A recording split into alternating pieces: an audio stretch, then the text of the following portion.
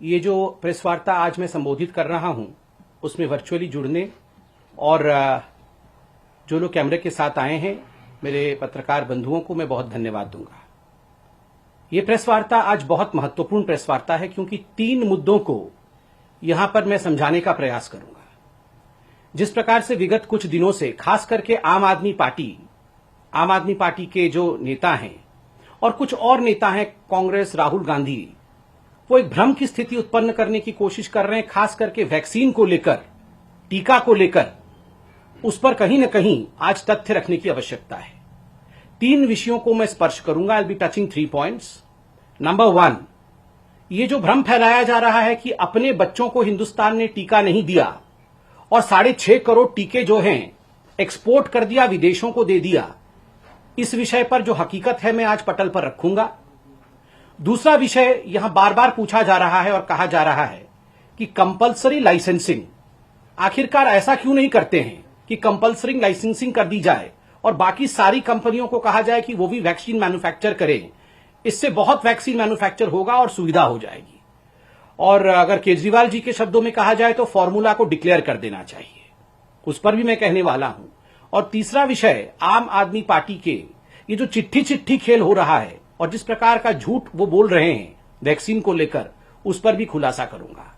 मगर सबसे पहले जो तकनीकी विषय है उन दोनों को मैं स्पर्श करूंगा, कॉमर्शियल लाइसेंसिंग और एक्सपोर्ट क्यों हुआ। कल तक 11 मई 2021 तक लगभग 6.63 करोड़ वैक्सीन, 6.63 करोड़ वैक्सीन के डोजेस जो हैं वो एक्सपोर्ट किए गए थे, हिंदुस्तान के बाहर भेजे गए थे। इसको लेकर काफी घमासान रहा कि आखिर ये क्यों भेजे गए। हिंदुस्तान में वैक्सीन की कमी थी, इनको भेजना नहीं चाहिए था, अपने बच्चों को पहले वैक्सीन करना चाहिए था, बाद में लोगों को देना चाहिए था। देखिए, ये जो वैक्सीन बाहर भेजे गए वो 2 कैटेगरी में भेजे गए हैं। जो पहला कैटेगरी है जिसमें लगभग 107 लाख अर्थात 1 करोड़ 7 लाख आसपास वैक्सीन भेजा गया है, यह एड के रूप में भेजा गया है। एड मतलब मदद, एड मतलब ग्रांट के रूप में भेजा गया है। ग्रांट के रूप में, मदद के रूप में, एड के रूप में मात्र 1 करोड़ वैक्सीन ही भेजा गया है।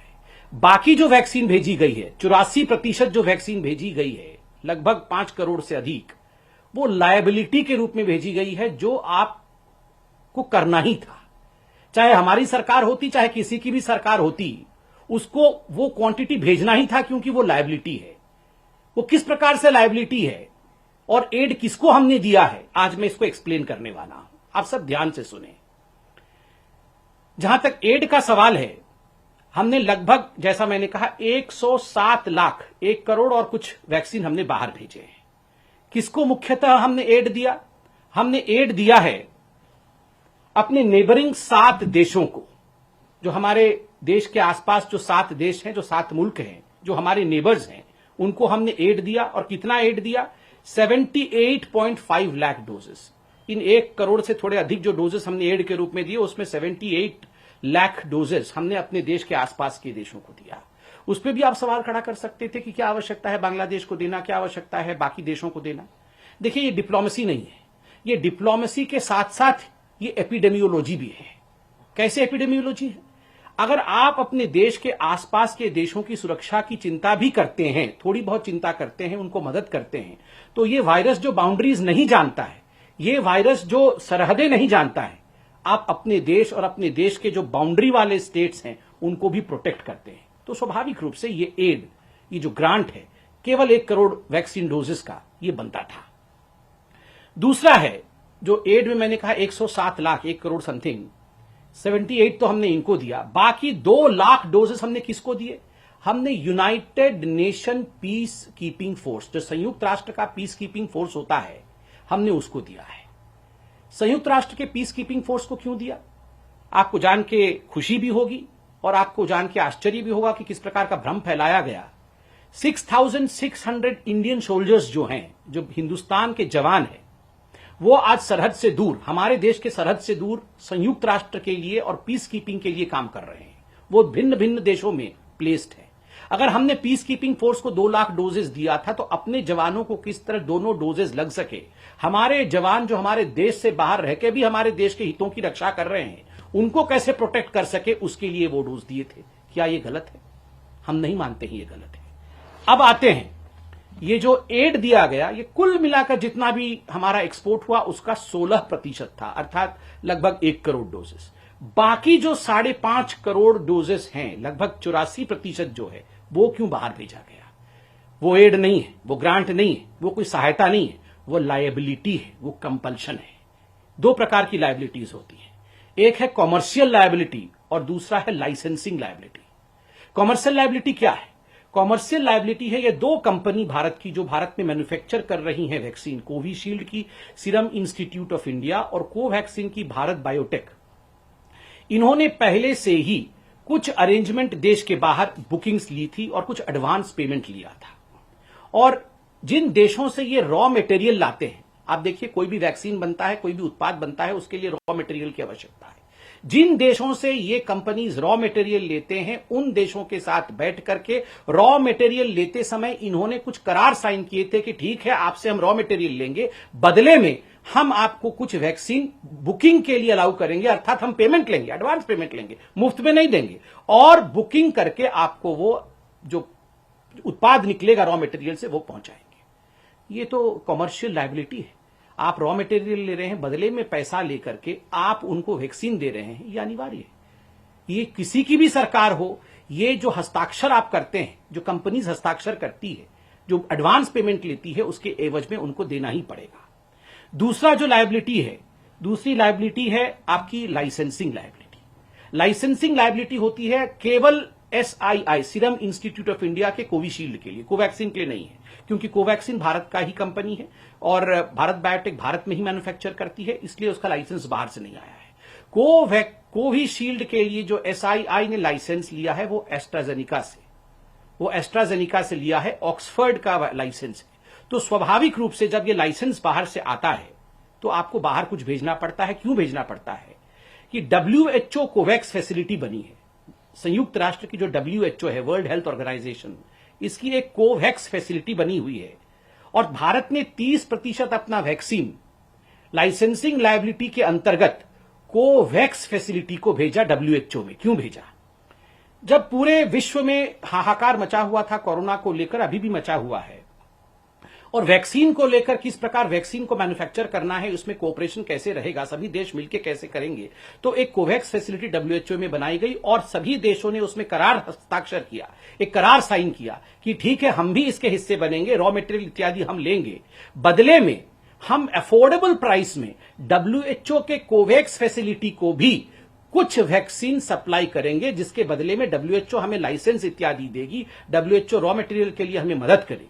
आज आप देखिए एस्ट्राजेनिका का जो हमें लाइसेंस मिला, जिसके एवज में आज कोविशील्ड मैन्युफैक्चर हो रहा है, तो स्वाभाविक रूप से उसमें WHO कोवैक्स फैसिलिटी का भी एक बड़ा हाथ है। और चूंकि ये करार तमाम देशों ने हस्ताक्षरित किया था, we are all part of that agreement with WHO COVAX facility. So 30% of what we call as export was sent as a compulsory item to WHO COVAX facility. So इसको आप नहीं कह सकते हैं कि हमने अपने बच्चों को वैक्सीनेट नहीं किया, वहां क्यों दे दिया। अगर हम ये नहीं करार करते तो कल को ये वैक्सीन की जो सुविधा हमें कोविशील्ड के रूप में भारत में मिली है वो नहीं मिलती। जो मैंने commercial supply, booking, advance payment इत्यादि कहा था, उसमें 2 पॉइंट में कहना चाहूंगा। 14% तथाकथित एक्सपोर्ट, क्योंकि एक्सपोर्ट नहीं है, 14% जो वैक्सीन गया है वो यूनाइटेड किंगडम को गया है। यूनाइटेड किंगडम को क्यों गया है? आपको याद होगा, ऑक्सफर्ड एस्ट्राजेनिका वैक्सीन जो कोविशील्ड का है, उसका लाइसेंस होल्डर ऑक्सफर्ड में है, यूनाइटेड किंगडम में है। आपको एक विषय और भी मैं याद दिला दूं, बीच में जब एक करार हुआ था और एस्ट्राजेनिका ने यह कहा था कि किसी भी कीमत पे कोविशील्ड को 50 लाख वैक्सीन प्रति माह हमें देना होगा यूके में। कोविशील्ड के निर्माता SII जो भारत में है, जो सब लाइसेंस होल्डर है, उन्होंने मना कर दिया था। इस पर आपको पता होगा, एस्ट्राजेनिका ने कहा था कि हम लाइसेंस नहीं देंगे सीरम इंस्टीट्यूट ऑफ इंडिया को। वो तो धन्य है कि हमारे प्रधानमंत्री नरेंद्र मोदी जी ने यूके में बात किया और जिस प्रकार से यूके ने इसमें एक बहुत ही स्ट्रांग स्टैंड लिया, वो सब लाइसेंसिंग जो है सीरम इंस्टीट्यूट ऑफ इंडिया को मिला और आज कोविशील्ड इंडिया में मैन्युफैक्चर हो रहा है।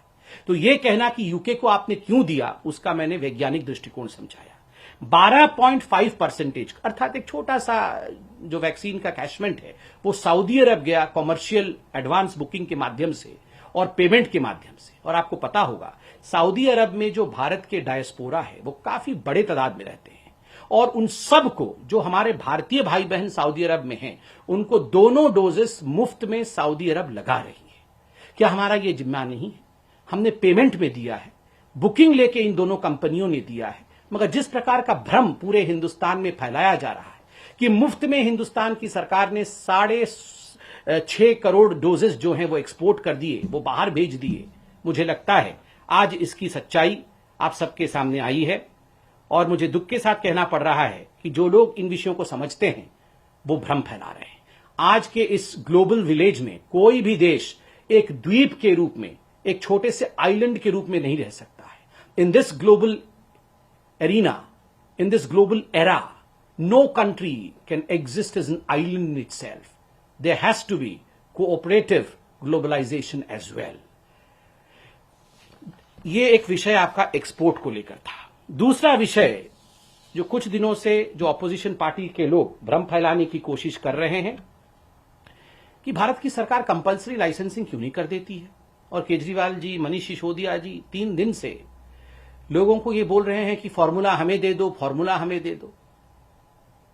देखिए, ये जो आम जनता है इनको समझाने की आवश्यकता है। मैं बहुत साधारण शब्दों में और बिल्कुल साधारण तरीके से समझाऊंगा कि ऐसा क्यों नहीं हो रहा है और ऐसा होने में अड़चन क्या है। देखिए, ये जो वैक्सीन का फॉर्मूला है ये कोई ऐसा फॉर्मूला नहीं है कि कोई साधारण सा विषय हो और इसका फॉर्मूला हो और आपको फॉर्मूला दे दिया और आपने घर में वैक्सीन बना लिया, या कोई भी कंपनी अपने घर में वैक्सीन बना लेगी और उसका वितरण शुरू हो जाएगा। इसके पीछे बहुत सारी कॉम्प्लेक्सिटीज है, इसके पीछे बहुत सारी विषय है जिसको आपको जानने की आवश्यकता है। हमारे भारतवर्ष में 2 वैक्सीन है, जैसे आपको पता है, कोविशील्ड जो सीरम इंस्टीट्यूट ऑफ इंडिया बनाती है और दूसरा वैक्सीन कोवैक्सीन है जो भारत बायोटेक और जो इंडिजिनस हमारे देश का ही प्रोडक्ट है। अब आता है लाइसेंस और फॉर्मूला का। देखिए, कोविशील्ड का जो फॉर्मूला है, कोविशील्ड के पास जो लाइसेंस है वो भारत का लाइसेंस नहीं है।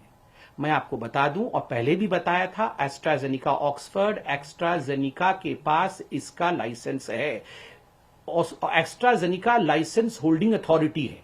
इन्होंने सब लाइसेंस किया है। जैसे हम घर को सबलेट करते हैं वैसे ही इन्होंने सब लाइसेंसिंग किसको किया है? भारत में सीरम इंस्टीट्यूट ऑफ इंडिया को किया है।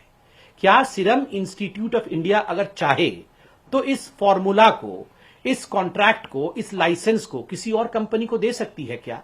नहीं दे सकती है, क्योंकि उसके पास लाइसेंसिंग अथॉरिटी नहीं है। उसका जो भी इंटेलेक्चुअल प्रॉपर्टी राइट है वो एस्ट्राजेनिका के पास है, जो विदेशी कंपनी है, एक ब्रिटिश स्वीडिश कंपनी है, वो इंडिया की कंपनी नहीं है। क्या इंडिया इस लाइसेंस को कभी भी प्रोक्योर कर सकती है, ला सकती है? ला सकती है। कैसे ला सकती है?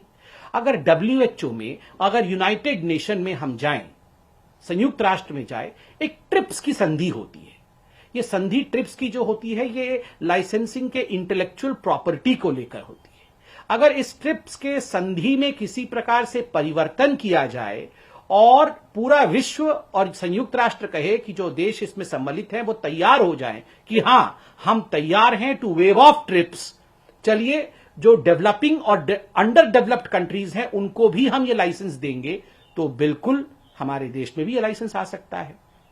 और आप देख रहे होंगे माननीय प्रधानमंत्री नरेंद्र मोदी जी और ये सरकार जो हिंदुस्तान की सरकार है, ये दिन रात एक कर रही है संयुक्त राष्ट्र में किसी भी कीमत पे ट्रिप्स का जो ये वेवर है उस वेवर को हम कैसे लाए, कैसे ट्रिप्स को हम वेव ऑफ कर सके। साउथ अफ्रीका और इंडिया मिलकर लड़ रही है, ये सारे न्यूज़पेपर में रिपोर्ट आ रहे हैं। अरविंद केजरीवाल जी, सिसोदिया जी, कृपया करके आप अखबार भी पढ़ें और हकीकत को जानें।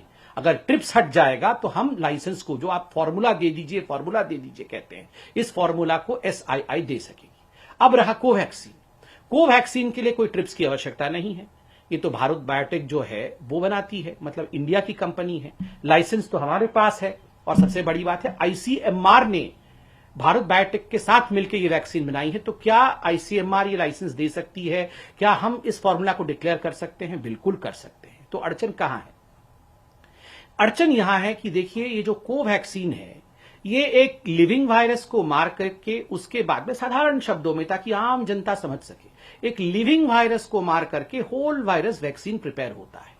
उसके लिए सबसे बड़ी चीज जो चाहिए वो होता है बायो सेफ्टी लेवल, अर्थात ये वायरस कहीं बाहर ना निकल जाए, ये वायरस कहीं एक आतंक न फैला दे, ये वायरस कहीं एक बड़े बीमारी का कारण न बन जाए। इसलिए उस वायरस को कंटेन करना पड़ता है, और उसको जिसमें कंटेन करना पड़ता है वो बायो सेफ्टी लेवल कहलाता है, और उसके सबसे लेवल हाई 3rd लेवल की सेफ्टी की आवश्यकता होती है। और ये केवल और केवल भारत बायोटेक के पास है। पेनेशिया एक कंपनी है, उसके पास भी ये बायोटेक जो सेफ्टी का विषय है, जो बायो सेफ्टी लेवल 3 है, वो उसके पास है। भारत सरकार ने इन दोनों कंपनियों को बैठा करके, किनको, भारत बायोटेक को और पेनेशिया को बैठा करके बात की है कि आप दोनों किसी भी कीमत पे मिल करके आप प्रोडक्शन बढ़ाओ। दोनों में बातचीत चल रही है, यथाशीघ्र इस पे हम आगे बढ़ेंगे। उसके साथ साथ और एक बड़ा विषय हुआ है, यह हुआ है कि 3-4 जो पीएसयूज हैं, उन पीएसयूज को भी भारत सरकार और आईसीएमआर ने खास करके उनको कहा है कि आप कोवैक्सीन का जो है निर्माण बढ़ाइए, प्रोडक्शन बढ़ाइए। कौन सी ऐसी 3-4 जो पीएसयूज हैं, मैं उनका नाम लेता हूं। हैफकिन बायो फार्मास्यूटिकल कॉर्पोरेशन, ये जो हैफकिन बायो फार्मास्यूटिकल कॉर्पोरेशन है, ये महाराष्ट्र की एक पीएसयू है, और इसको भी कहा गया है कि आप भी प्रोडक्शन कर सकते हैं।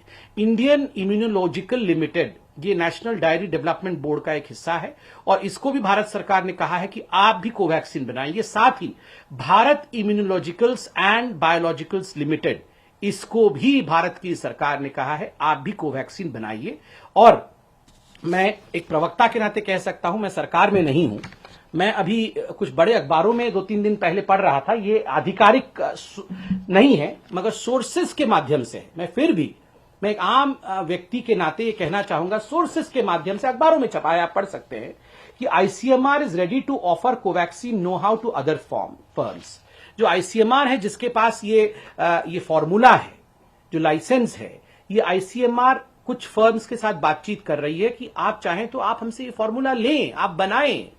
और ये सोर्सेस के माध्यम से अखबारों में छपा है। मैं इस पे कोई टिप्पणी तो नहीं करना चाहता हूं, मगर ये जो भ्रम फैलाया जा रहा है कि कोई कुछ नहीं कर रहा है, सारी कंपनियां हाथ पे हाथ धर के बैठी हुई हैं, भारत सरकार कुछ नहीं कर रही है, मैं हाथ जोड़ के निवेदन करूंगा, इस प्रकार का भ्रम कृपया करके मत फैलाइए।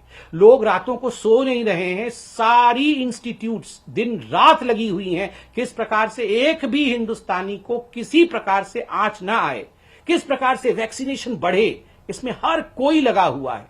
मैं सिर्फ इतना गुहार करूंगा, अरविंद जी, मनीष जी, वोट की राजनीति बाद में होती रहेगी, कौन जीतेगा कौन हारेगा ये जनता तय करेगी, but for God sake let's not play politics. भ्रम में नहीं, एक्सपोर्ट किया, अपने बच्चों को नहीं बचाया, ऐसा नहीं है। मैंने सब हकीकत रखा। फॉर्मूला हमें दे दीजिए, हमें फॉर्मूला नहीं। क्यों नहीं फॉर्मूला देंगे? क्या भारत सरकार नहीं चाहती है अपने बच्चों को बचाना? फॉर्मूला का विषय मैंने आपके सामने रखा।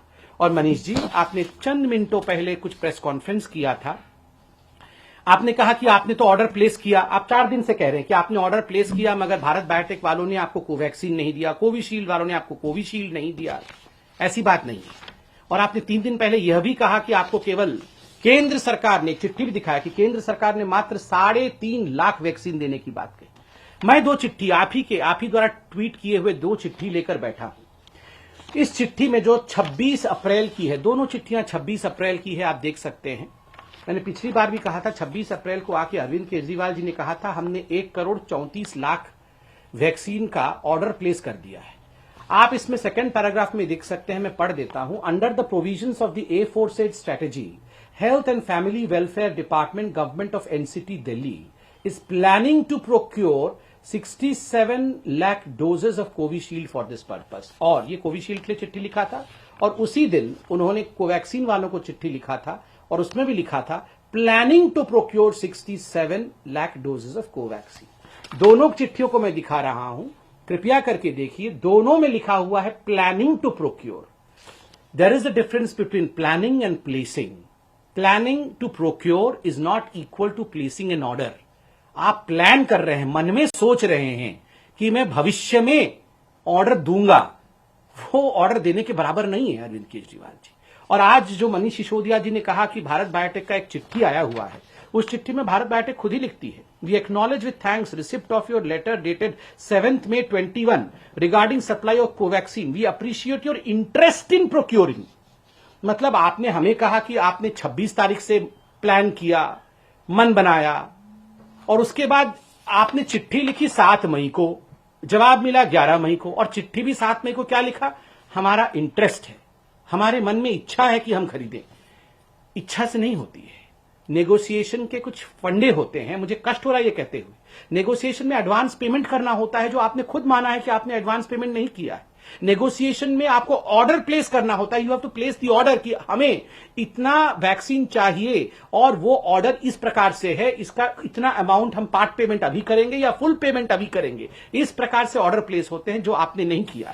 और अंत में आपने यह भी कहा कि आपको केवल 3.5 लाख वैक्सीन मिले थे। आपने चिट्ठी ट्वीट किया था, मैंने देखा था। मैं आपके ही दिल्ली कोविड वैक्सीनेशन बुलेटिन, कल का जो बुलेटिन है वो बुलेटिन दिखा रहा हूं।